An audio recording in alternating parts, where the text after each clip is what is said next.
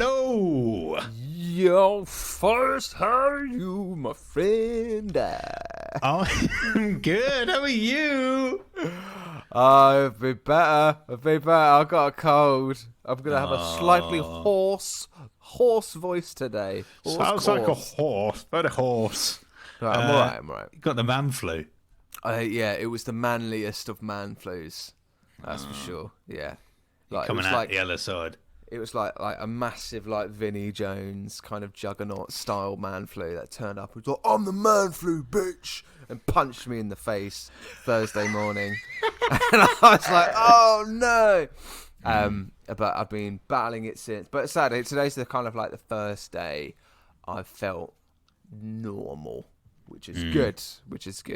How are you though? You all right? We love to hear. I'm good, mate. I'm just arranging my light because it's slightly changed here. It was very rainy and dark about 10 minutes ago. So there you go. Brightening up again. Just rearranged it. But yeah, no, I'm doing good.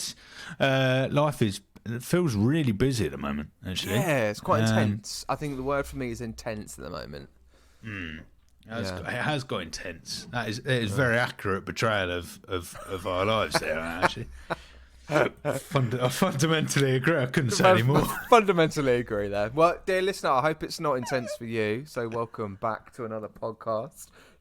Today is our monthly news roundup episode. We're going to be talking about all the things that have dropped in terms of MCU, DC news, and beyond that has hit in the month of March. I'll tell you what, let's just roll those credits and let's live and go.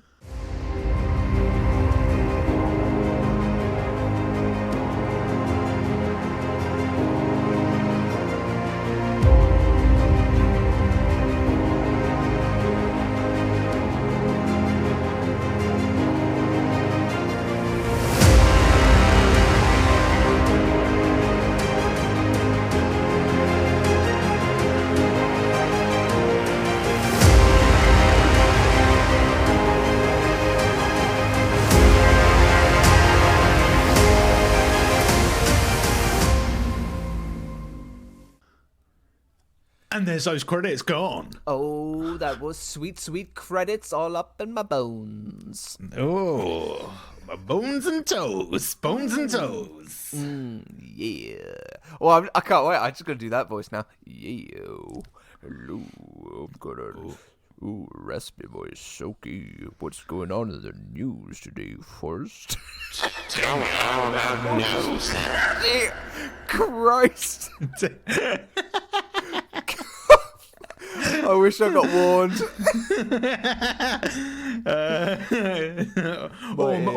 Or maybe I can shout about it to everyone. Tell me all about the news. Oh, I like that. That's cool. Does that sound good? You still got reverb. Have I? Oh no, you're good now. Okay. No. Should we? Have I? Have I now? Yeah, there it is. Okay. It's like you're like in a cave, in the back cave. Glass cage of emotion. You're in a glass cage of the back cave emotions. Tell you what, speaking of Batman, we need to talk about the following in the DC world, which is Penguin teaser trailer dropped this week, which is very exciting, so we can talk about that. Maybe, I don't know, if we have time, maybe do a live little reaction, or maybe that could be the bonus episode. Who knows? We didn't discuss this, so we'll find out later. Can we not do that now? I don't know, we probably could. But we've got that to talk about. We've got MCU stuff in terms of X-Men 97 that released this week as well. We could talk about the ratings. We could talk about how the kind of reviews are coming in with the first few episodes. We've got Deadpool news as well, as usual. We've got Agatha news. We've got no sequels, no trilogy news in the MCU. Snippity snip from the MCU. Getting rid of all of that quantity, bringing in all of the quality, you know? So, fuck was that? I don't know. But basically, there's actually quite a lot to talk about, and, you know, unlike the previous episodes we've done on this. So I think let's start there, where it's all about the, however you said it there, which was just genius, where they are snipping sequels. So, by the sound of it, no Eternal sequel. I mean, no Captain Marvel sequel, I believe, and no sequel to Ant-Man. So we're definitely not getting ourselves another Ant-Man movie, which is good to know, because actually apparently Paul Rudd did say recently in the interview, I don't know, you said to me in a recent, I don't know where this source is, but if you've got a source, do let us know it for us, because I don't want us to give up the misinformation to our dear listeners. But so what did they say?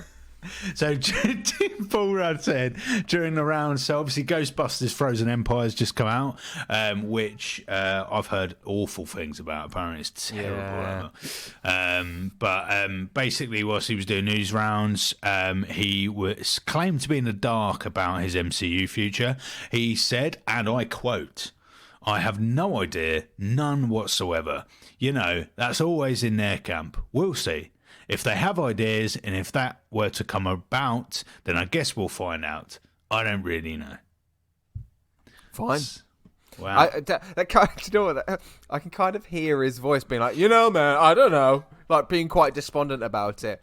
Like, a little bit annoyed that Quantumania was absolutely panned mostly, and yeah, I mean, all the stuff with Jonathan Majors and all that kind of stuff beyond his control. But it's just, maybe we'll get a cameo. I don't think that's the end of Paul Rudd's Ant-Man journey, but I do feel like we're most certainly never going to get another movie standalone. I don't think we don't need one. Quite frankly, there's absolutely no reason for one, and I look forward to other characters more than his, to be honest. Yeah, but like this confirms again, with Disney, really streamlining all of the stuff and the previous projects that they thought about, doing another internal movie. We were talking about the fact that they were bringing a potential development script a few weeks ago. Now, for only the news to drop that it's literally not going to happen. So all these things are coming through with doubling down and really committing to the fact that they're not going to bring out so many projects this time around. They're really going to think about what they're going to do with their output and take their time with it a little bit more, which is fine. I think we're still yet to see the benefits from that, and I think the first thing we will see the benefits from that potentially is from Deadpool. But then, we'll just have to wait and see. We'll just have to wait and see and trust the process, I suppose. But I think it's a good move. Good move. Oh, brilliant move. And hopefully we'll start getting some good quality, small amount of products coming out, and we'll go from there. I am more interested, I suppose, what they're doing now. They've dropped Kang Dynasty, supposedly, from Avengers 5.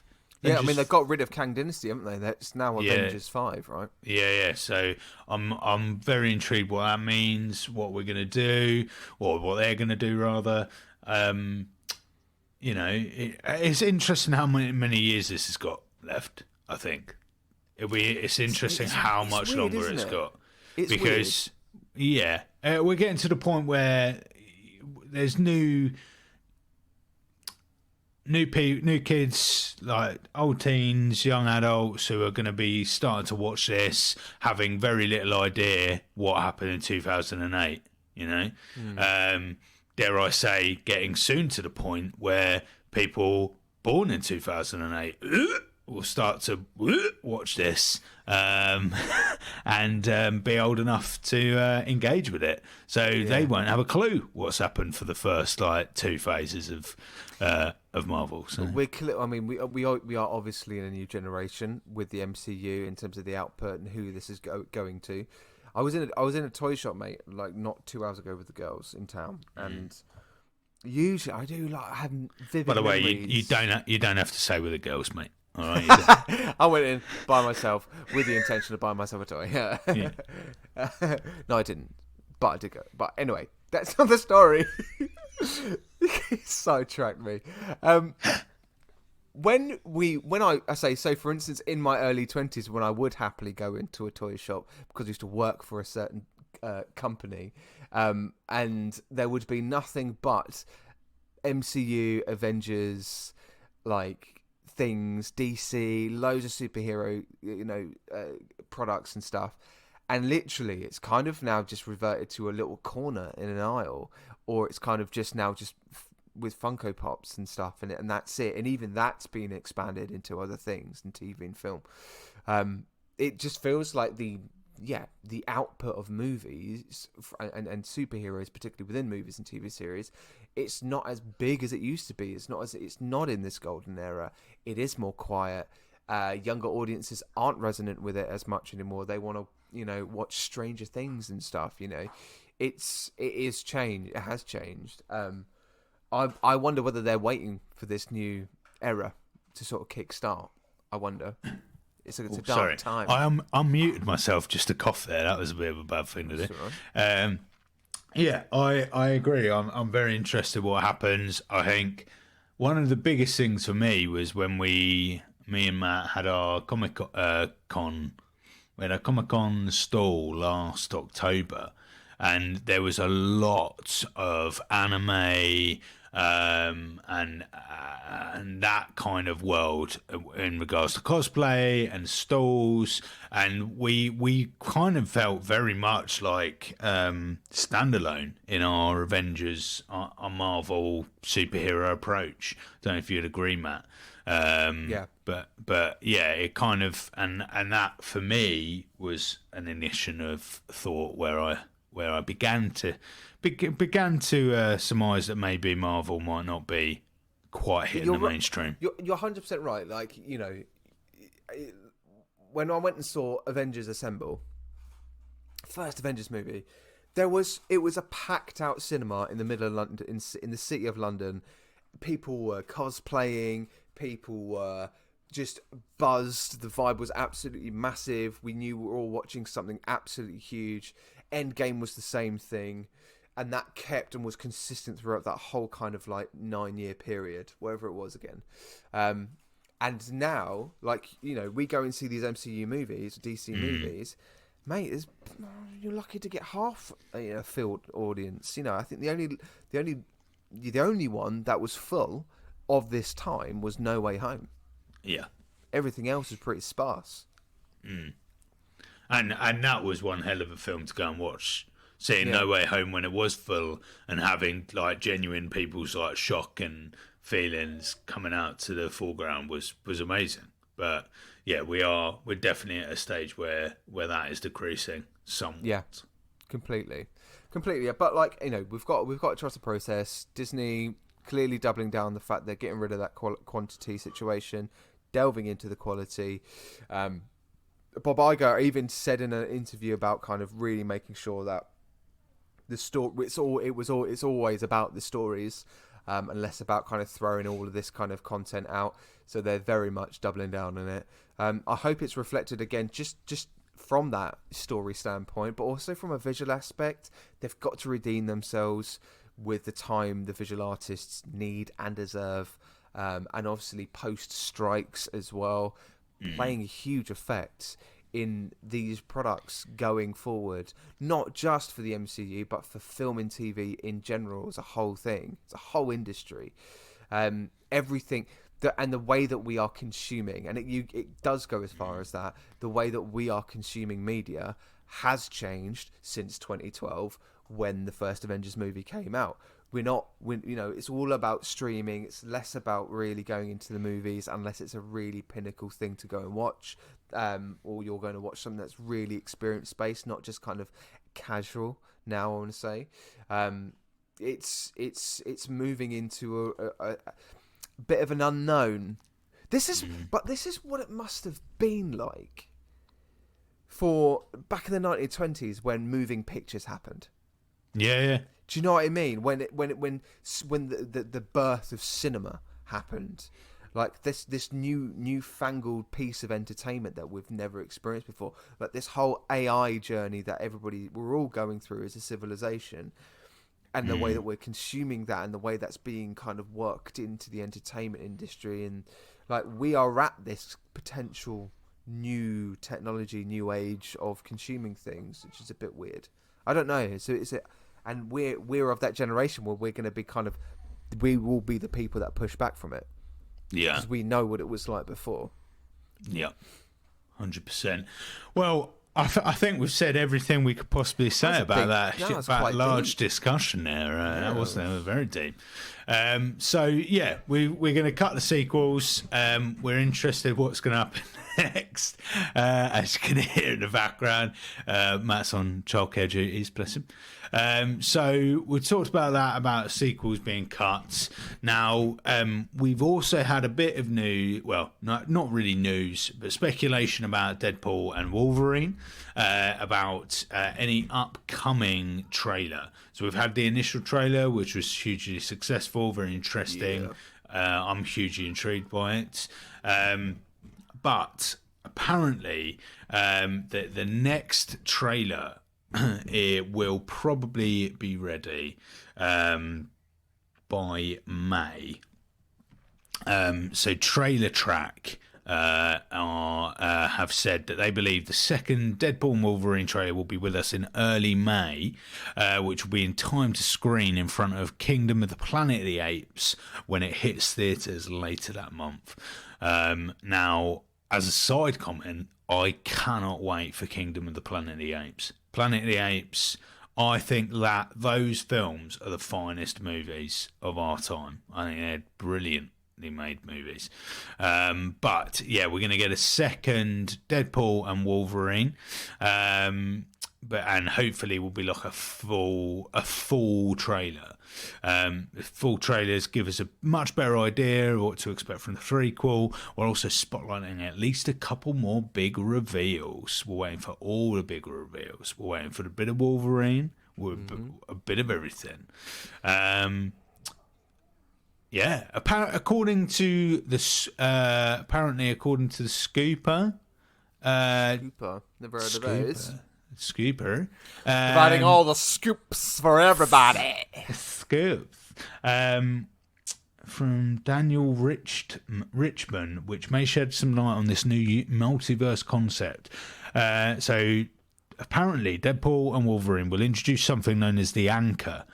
The Anchor means that when a multiversal variant is killed, their world begins to decay until it vanishes from existence. Sounds like a similar concept to the pruning from the Loki series, and if accurate, could back up rumours that this movie will serve as a reboot of sorts. Okay. So a reboot? So it means that when a multiversal variant is killed, their world begins to decay. Huh? Okay. But that sounds like incursions to me. Yeah. That sounds like, because that's literally what an incursion is, isn't it? When you interrupt their timeline and something happens in their timeline, whether they die or they're not supposed to do this or that's not supposed to happen, and then incursions happen. Isn't it? Incursion is an event, please, a somebody, variant what's dying, the difference? And again, dear listener, you know by now, if you're an avid listener, you know that we aren't the source of all knowledge when it comes to Marvel and no. Incursion's much bigger, mate. The incursion is, oh my god, I literally just saw a summary and then it went away from it. How irritating. Is a probable result of prolonged multiversal travel that can cause one or more universes to be completely destroyed. This is just talking about a variant dying. So like a Loki variant dying or a Kang variant dying. Okay, so that leans in perfectly to all these potential cameos that we're getting, because it sounds like, according to MCU The Direct, there might be potential. All of these highbrow sources that we're leaning on here. Well, according to MCU The Direct. According to Marvel Pinocchio 5, 6, 7, 8, who bases himself in a Marvel bunker, he believes that Marvel ceases to exist in 2026. I feel like we have to always. Yeah. Well, I mean, we kind of have to now always say the sources, because I get really worried that people are just going to call us out for actually chatting bollocks. Cause, well, to be honest, we do that anyway. But like, just more of an informative bollocks is that what we give. But apparently, it will include, and I quote, a lot of cameos. Now, apparently, according to MCU Direct, 26 characters confirmed and rumoured to appear. 26. As much as 26? As much as 26. Now, I'm just going to roll off some names. Okay, so we obviously know confirmed, in terms of confirmed. Hugh Jackman's going to be there, Emma Corrin, really? as I know. Emma Corrin is Cassandra Nova. I said Cassandra in a weird way. Morena Baccarin back as Vanessa as well, which is exciting. That's all confirmed. We know that Rob Delaney as Peter's going to be there. These are all people that were in the teaser trailer. We know Leslie Uggmans as Blind Owl is going to be there. Dipinder's going to be there. We'll have introduced Matthew McFadden as well, a very great British actor. Great British, I like what I did there. Paradox, he's playing. Brianna Hildebrand coming back as teenage Negasonic Teenage Warhead, which actually it's a character I don't think gets spoken about enough. I think in terms of what she's done previously with their iterations with Deadpool, and this role has actually been flipping brilliant. So I can't wait to see her character come back with her partner as well, Yukio, coming back.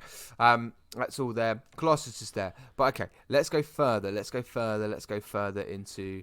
Go deeper for me, Let's Matt. go deeper. Well, we know for facts here that Aaron Stanford as Pyro from the previous original kind of versions of X-Men will be reprising his role as Barrel, which is very exciting. Dogpaw is rumoured to be in there. We've got rumours of...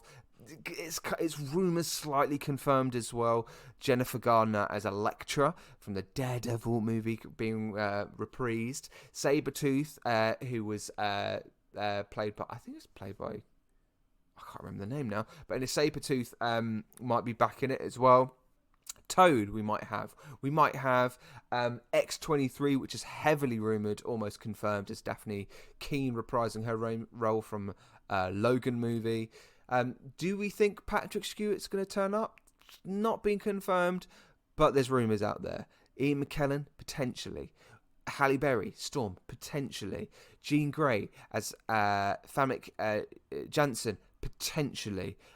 James Marsden's version of Cyclops, potentially. These are all the OG people. Even Channing Tatum Gambit has been rumoured. Now, one particular one that's been really circulated is Taylor Swift. Now, we've spoken about Taylor Swift, I think, in our February or January news episode. Now, not as potentially as a Deadpool, but as Dazzler in it as well, which is actually a superhero that sings. So it kind of makes sense. Cool. Wow. I've really thought outside the box. Really thought outside the box. But I think it would make more sense for her to come in as a Lady Deadpool. That's all not confirmed. But so all these names, man. All these names. But again, another heavily rumoured, but also people think it's confirmed. I have not seen a source that's properly confirmed it as Henry Cavill being in the movie. Yeah, Henry Cavill being a version of Wolverine. But I think that's just might be me. I don't know about it. Maybe not. People just throwing out any old names now, aren't they? I think so at this point. But we know there's going to be lots of cameos on the basis of what you've just said. You know, with all these anchor moments and all that kind of stuff. So yes, we're gonna get that. But who? Yeah, wait to see. We'll wait and see. Come on, guys. Let's just. I did say this last month. Please, can we just wait and see? Everybody, just calm down. Wait till we get the final trailer. All right, and let's just enjoy it together and stop kind of ruining it. All right. Cheers. That's what Matt says. There he is. That's finalised. And yet, I just spoken about all the rumours and stuff. So you've just fed into that big time. It'll be exciting. I think, to be honest, again, I would have said they had quite a learning curve when we had Strange. Doctor Strange's film with the cameos of the Illuminati. I would think that Marvel should and hopefully have kind of learned their lessons with those cameos and the way that they ended, but in particular. And they just kind of died, and that was that. There was no fight, and it was like, okay, we've just brought these people back, killed them off, so you're not going to ask us whether they're going to come again, like ever come again in the MCU. And my slight nervousness is that we're getting literally repeated that for Deadpool, and I'm like, I don't just want loads of famous people playing loads of popular parts who then just die by the end of the film. I'm like, you made that point a few months ago as well. I want to say a fair few months ago now. You'd have to really dig for it, dear listener, but you did mention, I think it was on a monthly news episode, when you were like, don't just bring celebrities for the sake of the name into an MCU project anymore. Fine if you're going to do that, but just make sure they're coming with a story, and legitimacy. Like, that's it. Oh, so I caught you mid yawn there. You did, yeah. I don't know what is kind of going on. I was so awake, and now we're talking, and suddenly I keep yawning. So apologies. Sorry, mate. It's my hoarse little voice. It's that hoarse voice.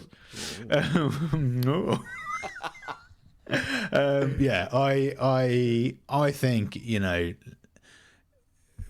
James Gunn is going to do a good job of not doing that and bringing like overt celebrities into his movies. Brings it, like, it's not about that. It's not about that. Give us a good, like, and if they are, like you say, give them a good story, give them a 3-dimensional character to play with. But then you're not going to get long-lasting new fans because you've caught me because you've got my favourite like celebrity, like, and where does that stop? Like, if we're going to have Taylor Swift, or we're going to have bloody like people from Love Is Blind series 2, like, it is Denise, who you might remember from the popular dating show. This is the thing, like, the danger Deadpool 3's got is that it becomes much like No Way Home, nothing but a nostalgia project. If it's just gonna bring back Halle Berry's Storm, fine, but like, is that going to get much of a pop? Is that going to be so, is it going to feed forward to the future of MCU? Questionably, no. And that's why you say, like, James Gunn has made good castings for his characters because they're story driven, and it's more about the story, less about kind of the name of the actor. Like, for instance, like Nicholas Hoult playing Lex Luthor makes so much sense for what story is being told in Superman, which isn't actually now Superman Legacy, it's now just called Superman. So that's interesting, again, whether the script's changed as it's gone through, but they've started filming that, and you could already tell that the cast is tightly knit, and it's going to be a well-loved passion project. It feels like this kind of vibe, this kind of energy, we spoke about it last week with our Guardians 3 review, that James Gunn brings to a project. Honestly, MCU have got to be hot on their heels to respond to this, because I do think, I'm saying this potentially very early, but I do think the James Gunn era is going to be quite big for DC. And I hope it is. I really do hope it is, because we don't talk about DC enough on this podcast, and we will, obviously, because we're well into our marathon with our MCU, and once we're caught up, we will obviously be steering our attention more to DC. But I think the stories and the narratives of the superheroes in DC are arguably more in-depth and layered than MCU characters, or kind of, again, that kind of grittiness, that earthiness quality, the more human aspects to like Batman and all that kind of stuff are there, of which, again, we're waiting to get a casting for Batman. That's apparently imminent as well. But it feels like this is going to be potentially a renaissance for them, and I hope it is. I really hope it is. Likewise. Right, have you got any new news for us, Matt? New news. New news. New New news. news. Let's just. I mean, while we're talking about Deadpool and X-Men, let's talk about X-Men '97. So that was released this week with the episode. I think it's episode 1 and 2. I might be wrong, but it came out this week, and I just want to tell you. I mean, we don't really like to talk about Rotten Tomatoes because it kind of got debunked fairly recently. But the tomato meter is at 100%, and It's a poppin'. It's a poppin', and the audience score is 93. I haven't seen any episodes yet because life has been insane. But if it is anything to go by, and again, I know nothing actually. I'm really in the dark about it in terms of what actually it is, how nostalgic it is, how truthful it is to what it was when it was originally put together back in the 90s, and how true to it is it. And apparently it is very much got all of those nostalgic kind of feels to it, but it's also quite a self-aware series. But apparently it is going to be the longest MCU in quotation marks, because we don't know if it's actually canon or not, MCU Disney Plus series with 10 episodes running.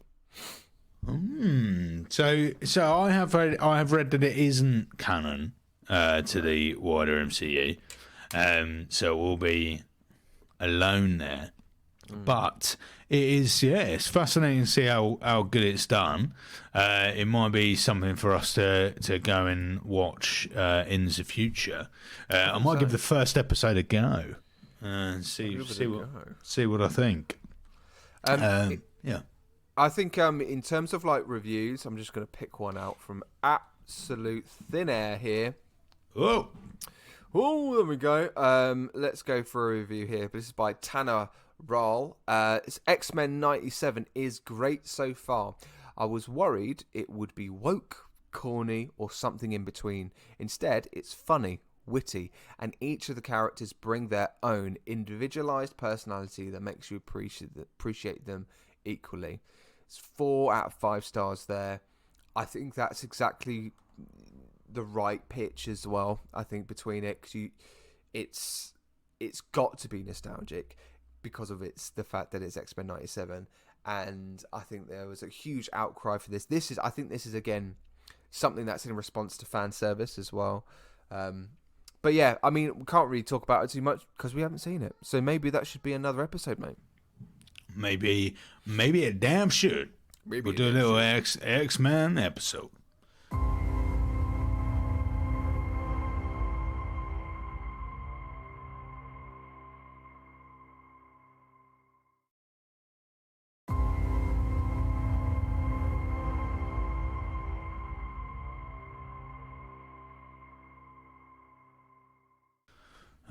But yes, any more news coming from you, Matty boy?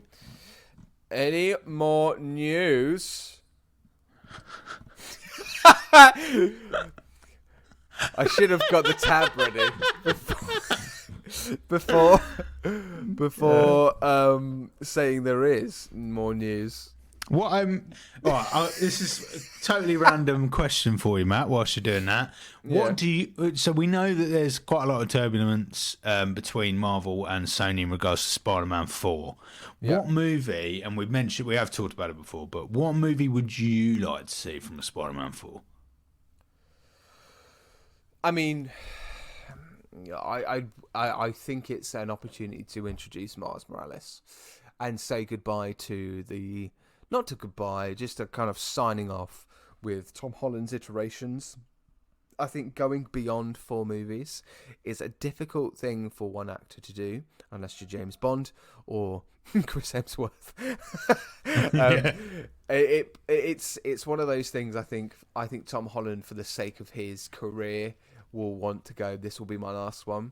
And to be fair, I think we all just need to respect that. And I know there's a huge discussion about Andrew Garfield and even Tobey Maguire getting their 3rd movies, 4th movies. It's an opportunity to introduce Miles Morales. It's an opportunity to tell that story on a live action basis. But the other thing is that it's actually being told very, very well through the animation movies that we're getting, you know, and with that current story, and we've got that trilogy, and we've got the third movie that's still currently being made. For me, it's an opportunity to say goodbye to Tom Holland. It's an opportunity for us to get Miles Morales in, and have a different perspective, but still much loved. Miles Morales is hugely successful. Miles Morales as well is hugely popular as Spider-Man as well, equally to maybe Gwen Stacy.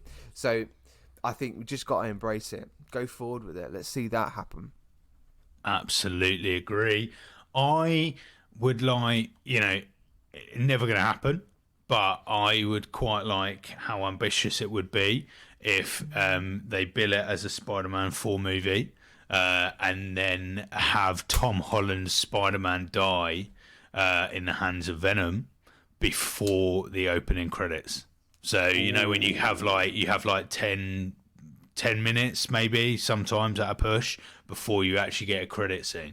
I would love it if the first 10 minutes is a fight between Spider-Man and Venom or whoever it might be, where we get a Tom Holland Spider-Man dies. And in those scenes, we see a Miles Morales in the distance, a silhouette come to try and save, but to no avail, a Spider-Man. And then the credits roll. It's a Miles Morales film. Oh, I like that. I mean, I like that. I can imagine the controversies all over online for many reasons there. But I think that would be brave, bold, ambitious, and I would find it a thrill ride, mate. That for me would be like, what a statement to make. Bloody thrill ride indeed. The roller coaster of emotion. Because what that does is allows the character of Miles Morales to not be in the shadow of Tom Holland Spider-Man. That's right. Have that character actually be the sole main character of this film, but be able to do the farewell on behalf of Tom Holland Spider-Man would be amazing. Yeah. Would be really emotional.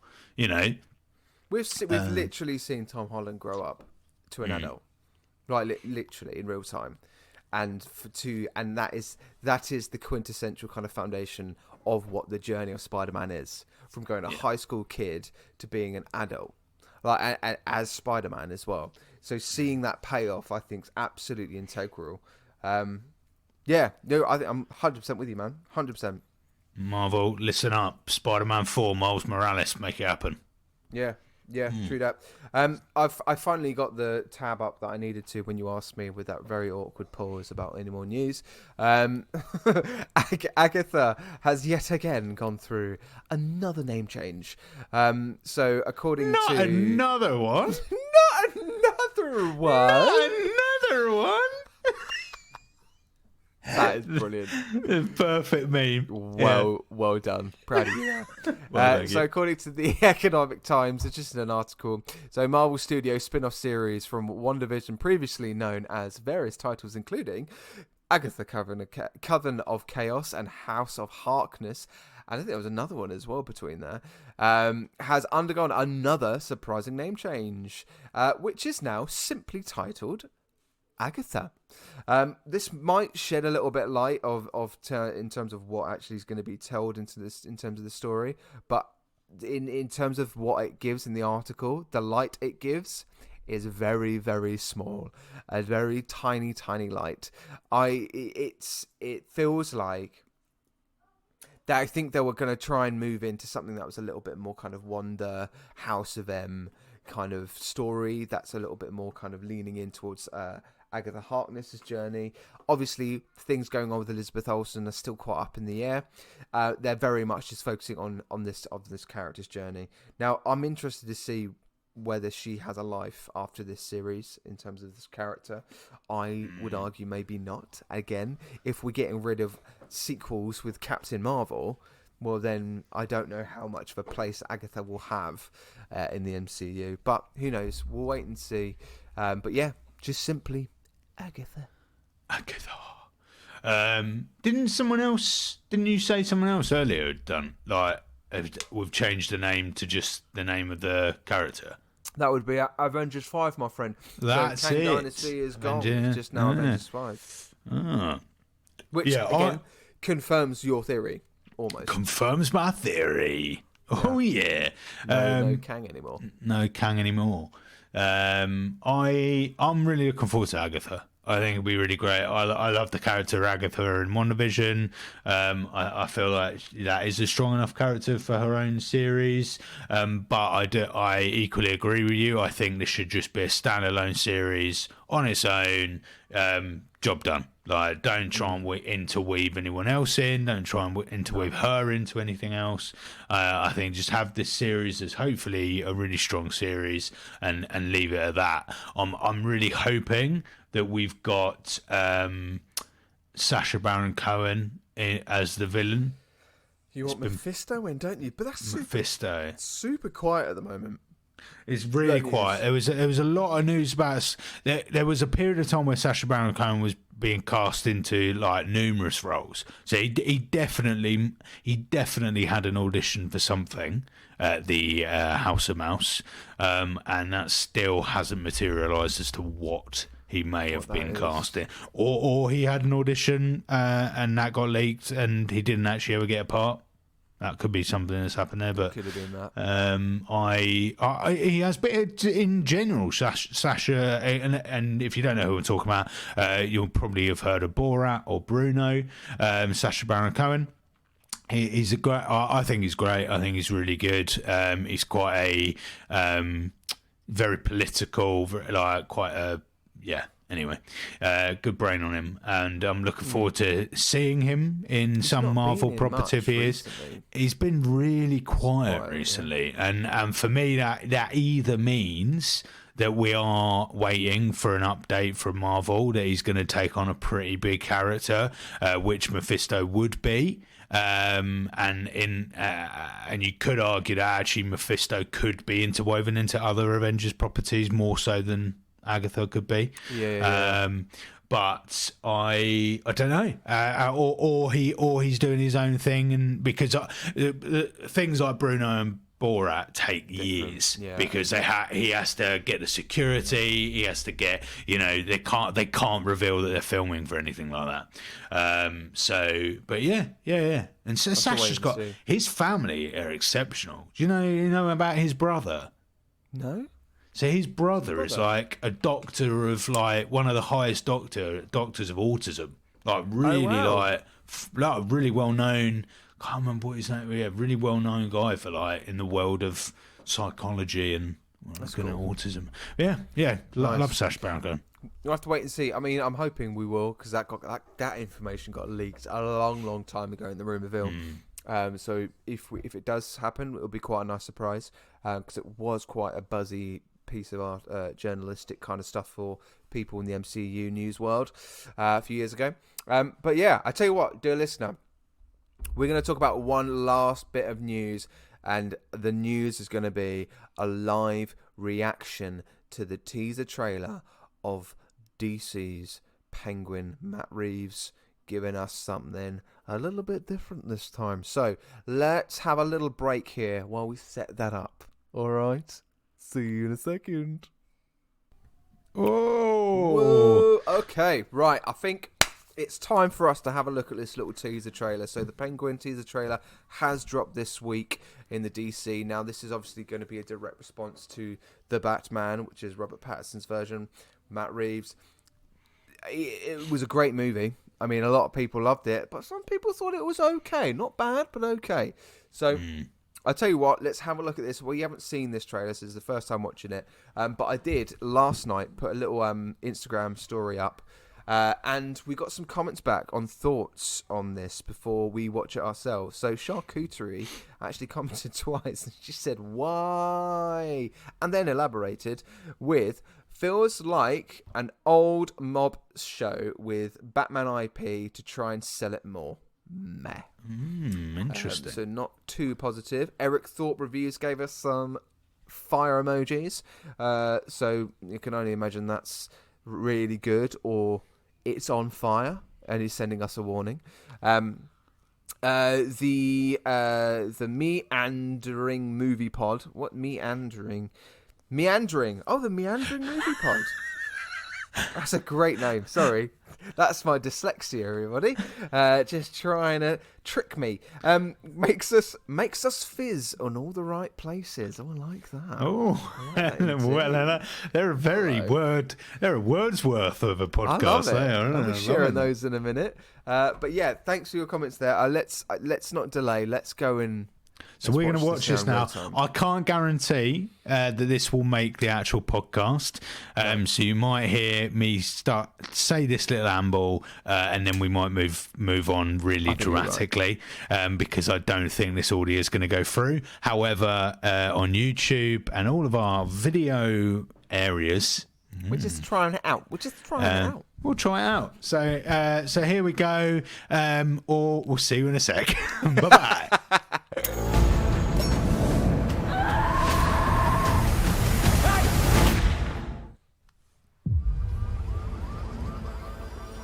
When I was a kid, there was a gangster, real old school type, Rex Calabrese. He was a big deal. He helped people. He saw you on the street, he'd call out to you. When I'm 14 or something, he has a heart attack and dies. Still holding a cigar. In my neighborhood, they throw a parade in his honor. A friggin' parade. I mean, it wasn't fancy, but it was a gesture. To show love for what he meant.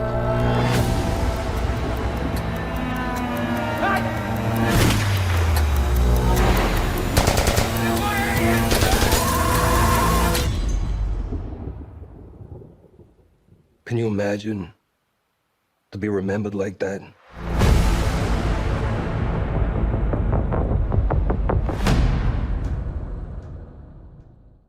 There you go. Comment makes a little bit more sense now. It does very much. So, in terms of that, thoughts there is that it definitely feels like it's like the Godfather is introduced into the DC universe. Yes, yeah, 100%. That for me doesn't feel like it needs to be. That could be any generic film. That doesn't even need to be a Penguin film, really, does it? No, it should be anyone. I would have said. Really interesting. I think, and as well, it doesn't give away that much at all. Obviously, I mean, I can't believe that's Colin Farrell. That is mental makeup, man. That prosthetics is absolutely insane. It's outrageous. That is like one of the most outrageous. Like to go to, he looks nothing like.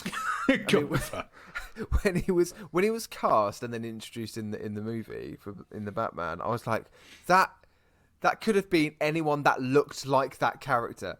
They probably could have cast somebody that looked like the person they wanted instead of just choosing Colin Farrell. Anyway, I think it's going to be interesting. I think we'll see this real mobster vibe to it, and I think that is quite reflective of what happens in Gotham, and I think it is quite reflective as a huge like gangster mob vibe and stories and narratives and characters in the world of Gotham. So it makes sense to do this. I'm not saying it's not a bad idea. It's just something. It's quite different. Do you know what I mean? It's quite different, and I don't know how that's. And again, this is an Elseworlds thing, so it won't really have much of an integral inclusion into what James Gunn's is doing. Yeah, but it will give us something different, man. I think it might be entertaining in a lot of parts from a kind of narrative driven perspective. But again, what will it give when it goes into the sequel of the Batman for Robert Pattinson? Yeah. Who knows? Yeah, I've been pretty vocal in the past about being quite skeptical about Robert Pattinson's Batman, and just the first Batman film wasn't really. It's a very strong vibe, and I like that. It's got a very strong vision, but I don't know if it's my vision of Batman. It was. I remember just coming out of it, just going, "Yeah, I'm not." Yeah, it was a very different take, but I enjoyed it though. It was a very detective, almost noir-esque kind of version, and actually, I really digged that. That was great. And it was new. It wasn't anything like the Ben Affleck versions or even Christian Bale's versions. It wasn't so action kind of heavy. It was grittier. It was more investigative kind of stuff. I think that's kind of what this leads into as well. But mate, we're following a villain. Let's not. This isn't an anti-hero. That's what I don't want it to become.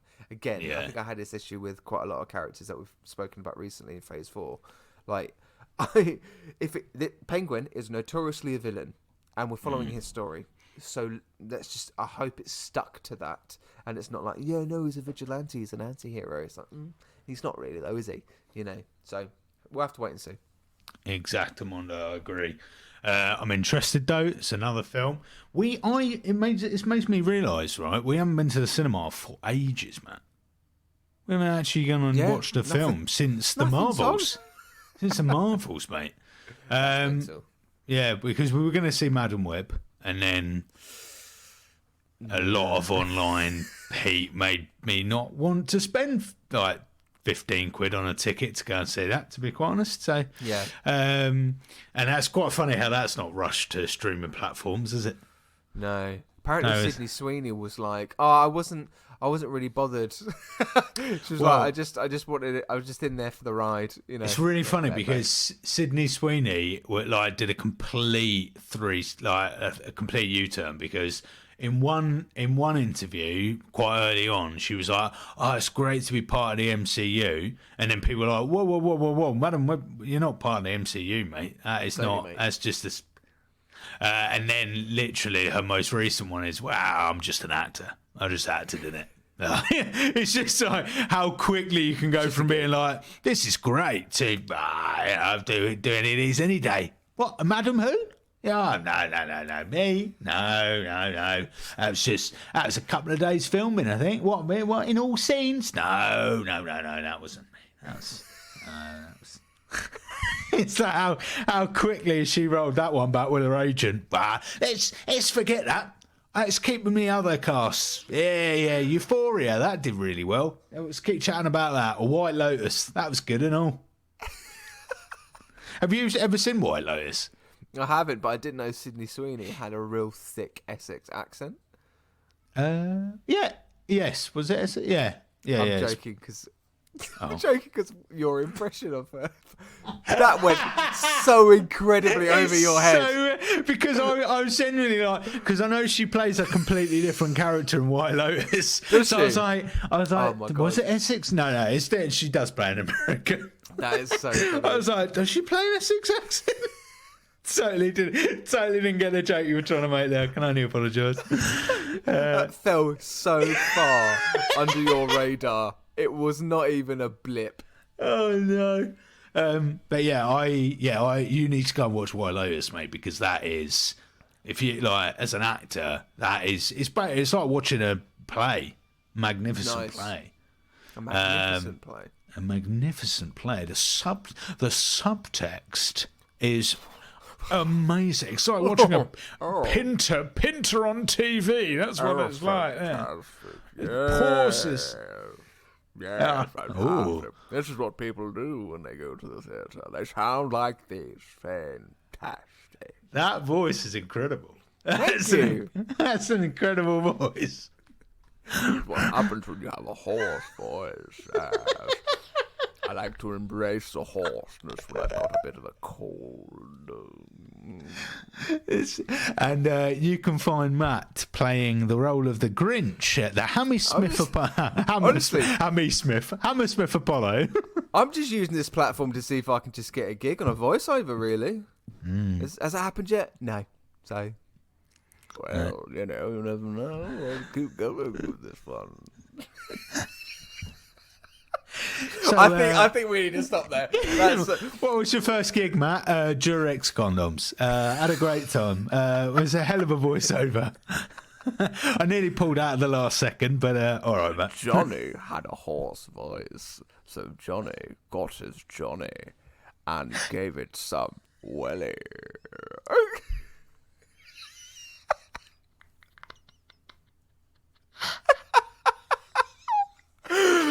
Stop me, all right. Dear listener, I'm so sorry. Oh, we'll see you. We'll see you later. We'll see you soon. Yeah, that's our news. All right, love you. it. Bye now. Bye bye. Oh, what's next week? That's a good. What phase we on now? Phase. I love this. We're so deep into the marathon. We're like, it's like we're like in a prison. We're in an MCU prison, and we're like marking the days on the walls and scratching it. And we're like, what one is it now? I don't know. We're so close to the end, man. Needed our time. It's an interesting one next. It's a Secret Invasion. Yeah. Yeah. Secret Invasion. That's going to be interesting. 2 parts for that, and dear listener, we've got episodes 1 to 3. Hold it. Get excited, listeners, because you've got 2 episodes. You got 2 weeks of that, bad boy. 2 episodes of that, and then followed by 2 episodes of Loki season 2. Then the Marvels. Cool. And then what? Yeah, we haven't got much left at all. I'm actually really interested to re-review, look again at the Marvels, considering of Rachel's comments from last week about Guardians 3. And she actually recently watched the Marvels and said it was quite good. So I'm actually genuinely up for watching that again. Yeah, we're still on that train, dear listener, and you're still with us. So thank you for sticking with us. We're nearly there. Come on, let's do this together. If you, and honestly, I know we're nearly at episode 100, and that's all very fun in it. But when we get to that final project that we catch up with, we need to celebrate big time. Not just us two, Forrest, but with our whole dear listeners. I mean, we do indeed. We do indeed. Beautiful. Yeah. See you later for now, and we will see you on the flippity flip. Ciao, Bella.